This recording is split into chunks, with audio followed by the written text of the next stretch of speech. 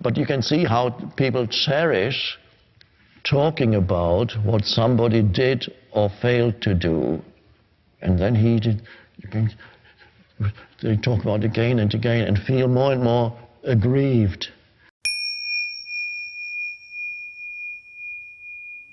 And again, it comes back to the state of connectedness with being. It's only from that state of connectedness with a deeper dimension of who you are. From there, it becomes easier to forgive, because forgive means there was something that was done on the level of form by one life form to you, perhaps another life form. Pain was inflicted, or whatever it may be, whatever the transgression is. And it's only from there that you can see the relative nature of what was done, because you are in touch with a space within you that was never hurt by that. That dimension in you is beyond what can be injured. It's only the form can be injured. The psychological form, somebody might have insulted you deeply. The psychological form of who you are can feel pain, or the physical form of who you are can feel pain. And somebody inflicted that out of unconsciousness. Then recognizing, the first step in forgiving is to recognize that this was an act of unconsciousness, and you do not equate what this person did with who that person is. And it's only from the place of connectedness with being that you can say, no longer hold a grievance about that, because you are in touch with that inside you that is beyond what can be injured. If you're not in touch with that space, then it's hard to forgive. Forgiving means not to harbor grievance or resentment or any negative feeling about it. And really, that's only possible when you are connected with the formless in yourself. As Course in Miracles says, nothing real can be threatened, nothing unreal exists. Herein lies the peace of God. Nothing real can be threatened. This means what is ultimately real cannot be threatened. But what is ultimately real is not the form. It's that which is deeper than the form. That cannot be threatened. Nothing real can be threatened. Nothing unreal ultimately exists. It just seems to. Herein lies the peace of God means in the knowing of that lies the peace of God. But it needs to be not conceptual knowing, but a knowing on the level of the depth of your being. And then from there you can look at anything anybody did to you and say, it's almost as if it didn't happen. For a while, for example, I harbored grievances against my father for many years, because he suffered from enormous amount of bottled up anger, and living with him as a child was like living with a powder keg or an unexploded bomb somewhere in the house. And one knew that at any moment, the slightest thing somebody said, and usually it was my mother, the slightest thing somebody said, and this bomb would explode, and the entire house would be filled with destructive energy. And for a sensitive child, and any child is sensitive, young child, it's a terrible thing to live in constant anguish. Any explosion could happen at any moment, whenever he's in the house.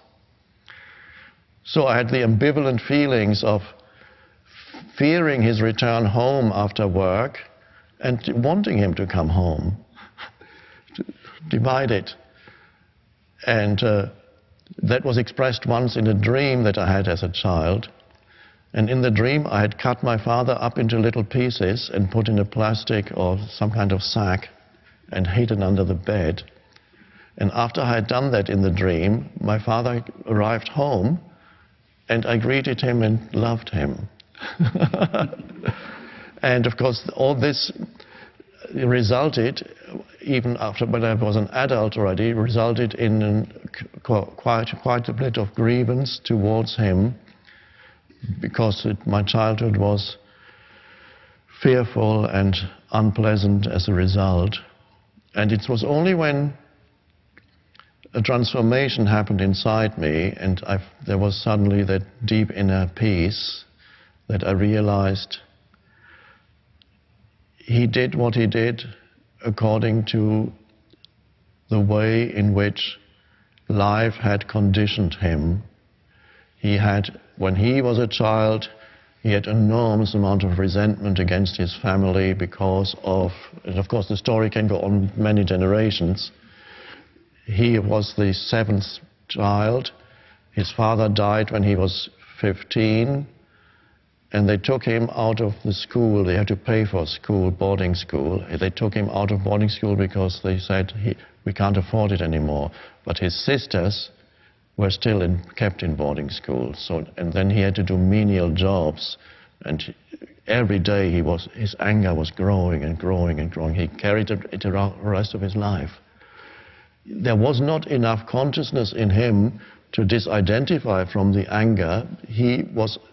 The anger was using him. It lived in him as an energy field, and he could come up any time. He was as much a victim as I was, and I saw that after I had gone through the transformation and found inner peace. I could see that he was a victim of his own circumstances. There was not enough consciousness in him to see what he was doing. And immediately forgiveness happened. I didn't even have to say, I have to try to forgive. He never did. It was as if he had never done anything to me, because basically he hadn't. He wasn't even there. There was only the unconsciousness in him acting up. And then, as he grew older, some of that anger dissipated. Remnants of it remained. He also came into touch with some spiritual teachings, especially the power of now, and that helped to some extent. And so his ego grew less, didn't quite disappear, but it grew less. When I was a child, his ego was gigantic, and it was continuously fueled by anger. And an angry ego is something, it's the Incredible Hulk. So the forgiveness happened naturally, and very often you see that when an injury happens, very often there's a mental judgment of a situation, and actually beyond that mental judgment, not that much happened. Let's take a simple example. You arrange to meet somebody, or he says, I'm going to help you with your moving. I'm going to help you move house. I'll be there at 5 o'clock to help you move with my car. And he doesn't turn up. And that just is as it is. Now your mind then comes in and says, he let me down, he betrayed me, or he was, whatever the judgment of the mind is, and it is very often the judgment of the situation that creates the emotion that feels injured. If you can just be with, he said he would come, but he didn't turn up, that's the fact. Whatever your mind wants to add to it gives you the sense of injury and strengthens the ego. So if you can just be with the pure facts, this is why all that stuff when people are talking about other people, what they failed to do or what they did, what he did to me, he betrayed me. Well, what did he do? Well, he went off with another woman or man. he betrayed me. Betrayed me is an interpretation, and the more you have that thought that he betrayed me, the more you feel the emotion that goes with that thought. And you feel, and who is it that feels that emotion? The egoic self feels betrayed, because who you deeply are, who you are in your essence, doesn't feel betrayed. The fact is, he went off with another woman. That's what he did. Is that all? Yeah, that's what he did.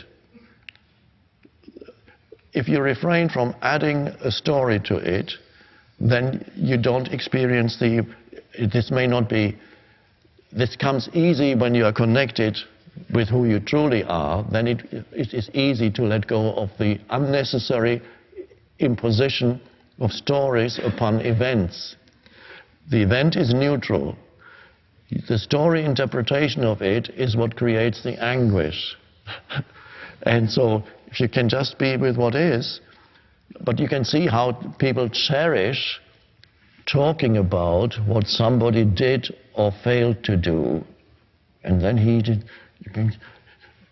they talk about it again and again and feel more and more aggrieved in who they are. Nothing really happened. He didn't turn up. He didn't return the money that I lent him. I lent him the money, but he hasn't paid it back yet. That's the fact of it. He is dishonest. Well, you don't need that. He did something to me. He defrauded me. Mr. Madoff did it. A deeply unconscious person. I wonder what he's doing now. He's sitting in his prison cell, and many, many people have not forgiven him. Interesting position to be in, to have aggrieved so many people and created so much anguish and suffering in humans. But for every single one of them, beyond their financial loss, they have their own lesson to learn. He has his lesson to learn. And life has given you, if you lost money with Mr. Madoff or whoever else, yes, you lost that money, but there is a deeper lesson you can learn in any loss. Any loss is of course, one lesson is, of course, don't invest with him again. That's understood. Or anybody else like that. That's understood. That's easy to know. But beyond that, there's a deeper lesson to learn, and that is any lesson that comes with any kind of loss. Any kind of loss is a potential opening into the formless, because what you lose is something on the level of form. Whether it's money or reputation or some possession or even an ability to do something and suddenly you can't do it anymore. Any kind of loss is a loss on the level of form.